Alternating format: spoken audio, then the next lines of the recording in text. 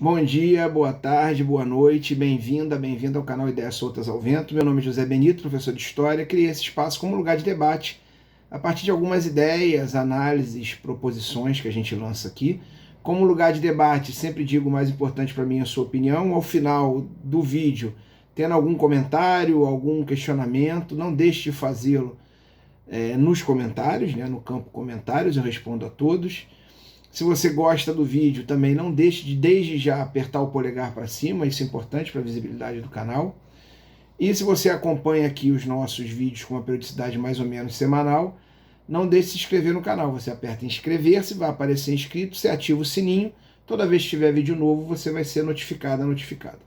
Bom, a ideia aqui hoje é falar um pouco desse fenômeno infelizmente comum na história do Brasil, mas que estava afastado já há um tempo, mas quem tem mais de 40, 45 anos lembra, que é a inflação.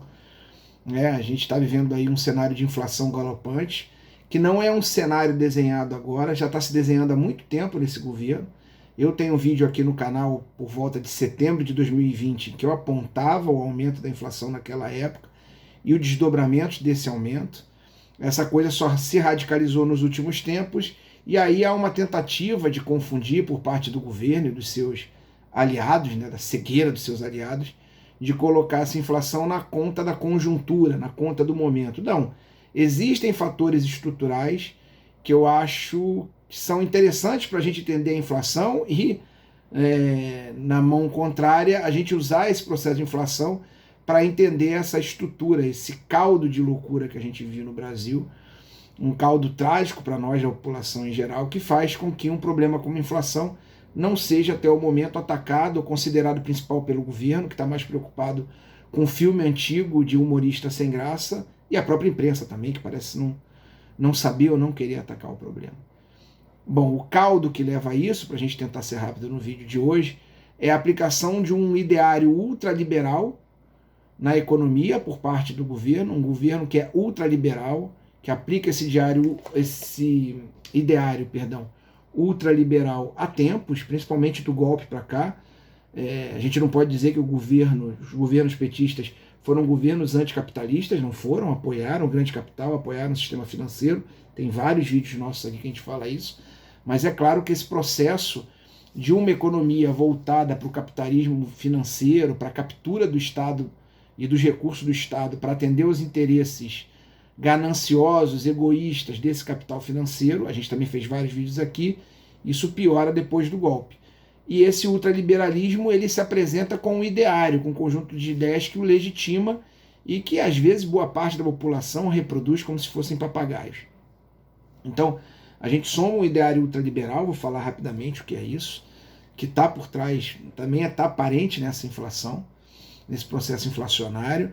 A gente soma uma despolitização total, a população claramente entendendo a política como algo pernicioso, ou como se não fosse algo necessário à vida em sociedade, e isso gera não só uma visão distorcida da história, um negacionismo absurdo, uma porra louquice na política. Então a gente tem ultraliberalismo na economia, porra louquice na política e um conservadorismo no costume que só serve de, como está acontecendo no momento com o filme do Danilo Gentili, que só serve de cortina de fumaça para problemas maiores.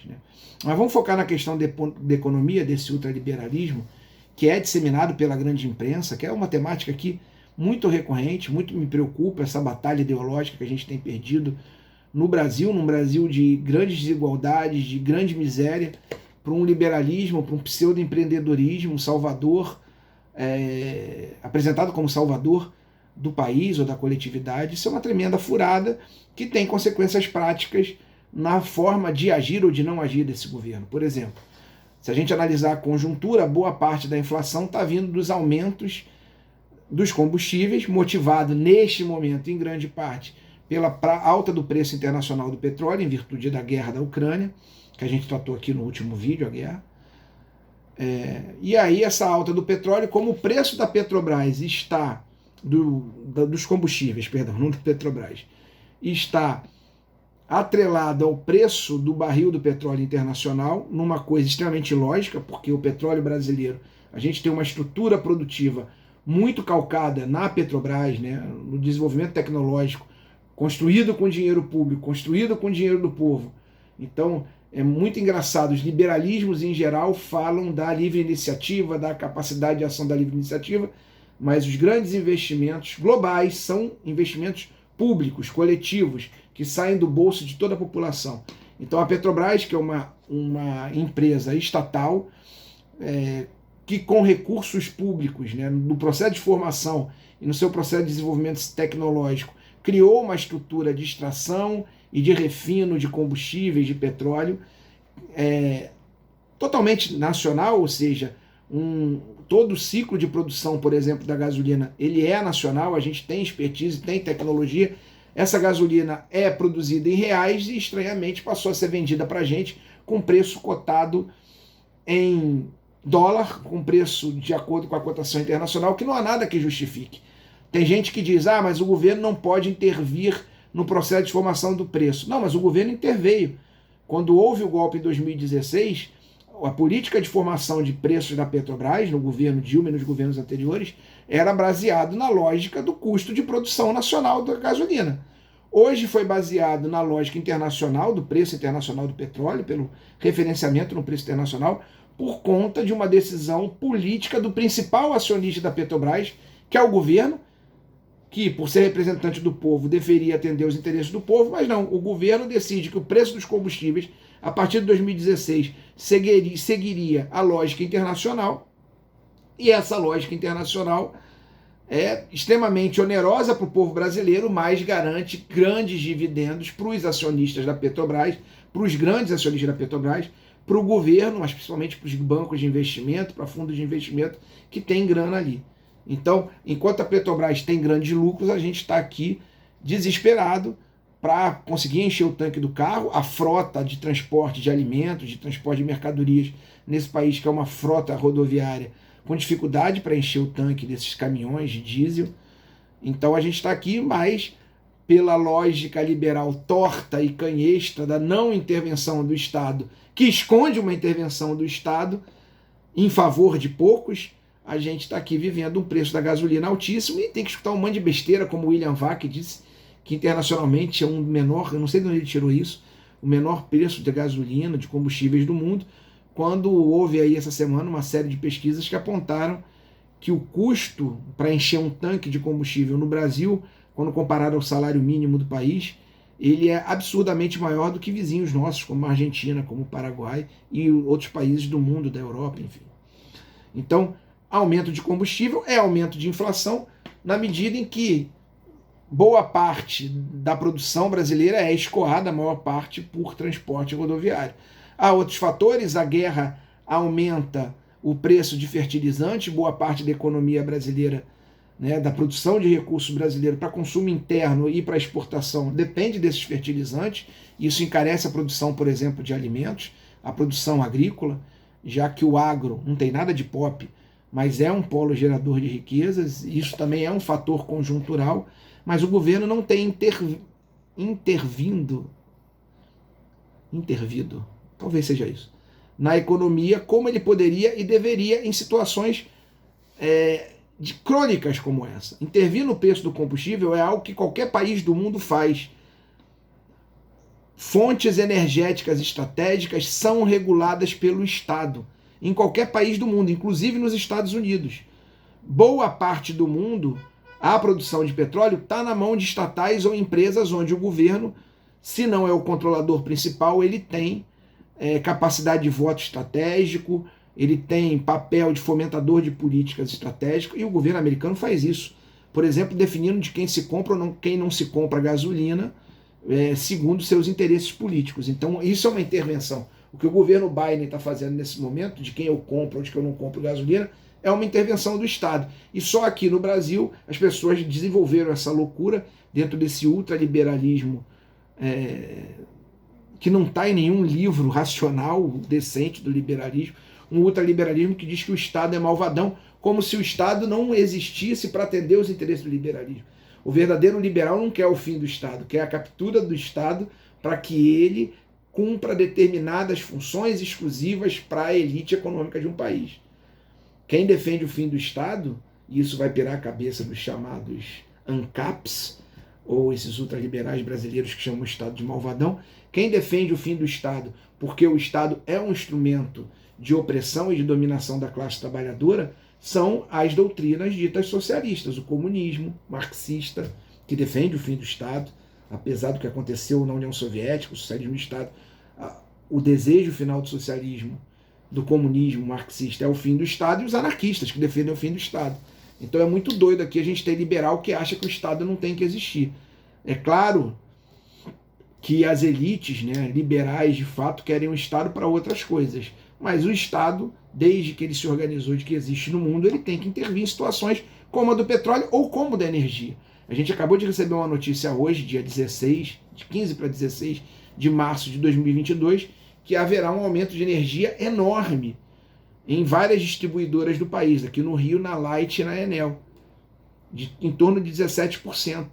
Os aumentos estão vindo, aumento nos alimentos, aumento nos combustíveis, aumento na energia. Nota, aumento na energia cuja produção energética é estatal, como é em boa parte do mundo. Em boa parte do mundo, para não dizer quase a maioria do mundo, a produção de energia, por ser estratégica para a sobrevivência do país, é estatal. E aqui no Brasil tem um bando de bobo reproduzindo o que a imprensa diz. Tem que vender a Eletrobras, tem que vender tudo que é estatal. Setores estratégicos não são vendidos, porque eu não posso botar na mão de um privado a possibilidade de apagar a luz de um país. Mas aqui as pessoas parecem que não entendem isso. Mas então a gente tem aumentos sucessivos, o custo de vida está altíssimo, repolho a R$18, por exemplo, algo tão bizarro, o café a um custo muito mais alto do que se imaginava há um ano, para pegar só 2 produtos assim totalmente aleatórios. Eu vi no mercado esses dias.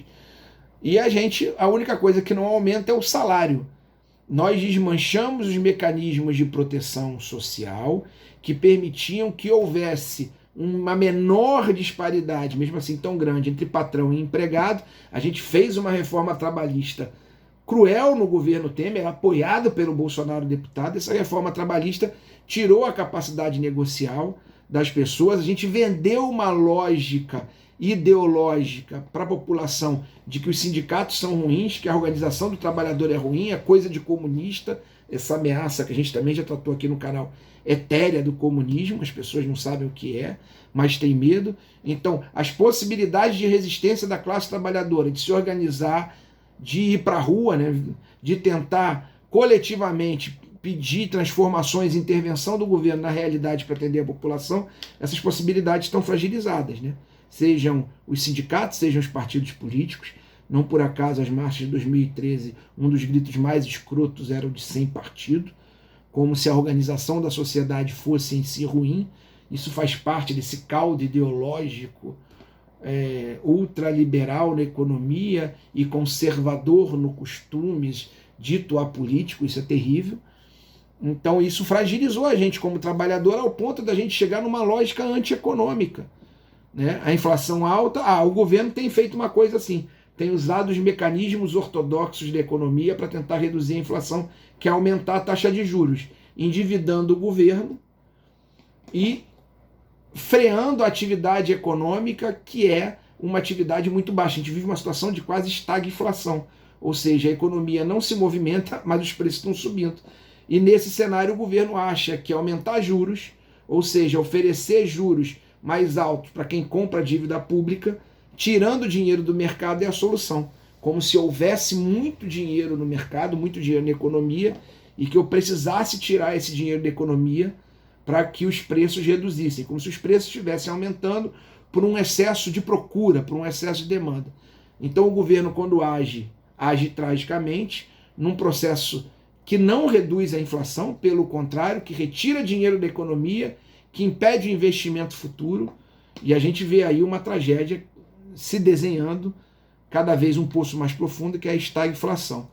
E, como eu ia dizendo antes, as possibilidades de organização do trabalhador sendo minadas dentro do próprio trabalhador. Sindicatos sendo desvalorizados, partidos políticos sendo desvalorizados, pautas sociais que interessam a toda a população sendo atacadas por quem poderia se beneficiar dessas pautas sociais, né? Uma classe média que se acha rica, enfim, nesse caldo de cultura louca, né? Nessa porra louquice que eu chamo política, que tem um pouco de um conservadorismo, de costumes conservadores a afiançar a bandeira dessa pauta porra louca.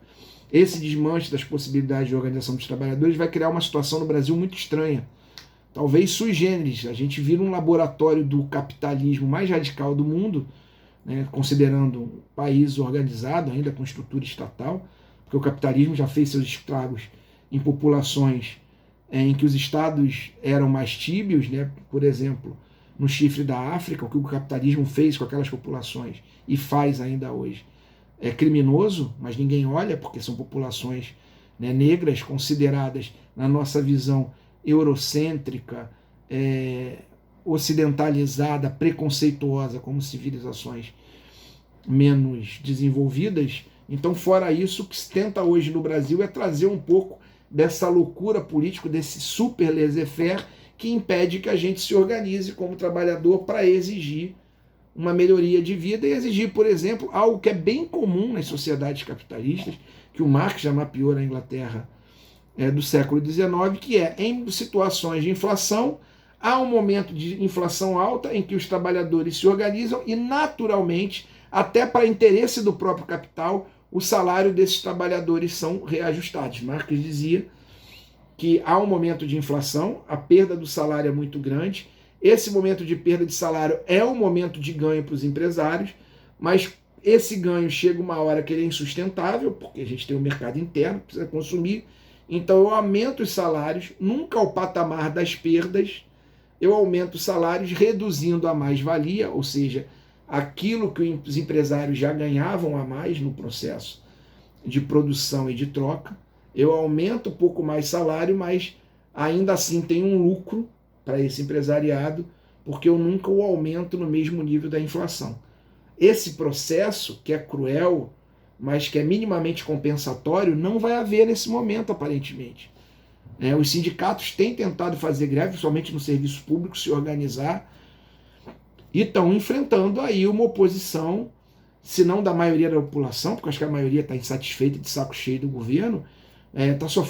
Esses setores que tentam se organizar sofrem a oposição e sofrem ataques ideológicos da grande imprensa, dos setores que já estão ideologicamente dominados pelo governo, desse caldo, né, conservador que ataca com rótulos de comunista, como se isso fosse ataque. O comunismo é uma visão válida de mundo como todas as outras, inclusive o liberalismo.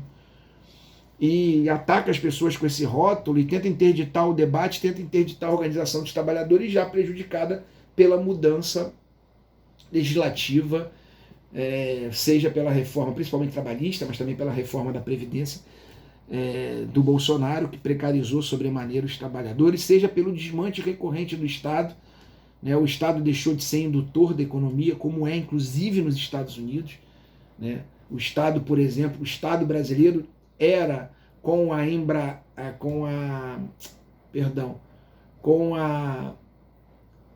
Zemater, com a Embrapa, produtor de tecnologia para o agro, que hoje é um dos grandes pilares da economia, e essas estruturas que são estratégicas na produção de tecnologia, na produção de autonomia nacional, no processo de construção de riqueza. Eu estou pegando a Embrapa, mas podia pegar os institutos públicos de pesquisa de ciência e tecnologia, eu já disse aqui onde eu trabalho, todos estão sucateados, a gente está cada vez mais dependente de tecnologia externa para movimentar nosso mercado, tecnologia externa que é valorada em dólar, o que piora a inflação. Então o cenário é terrível.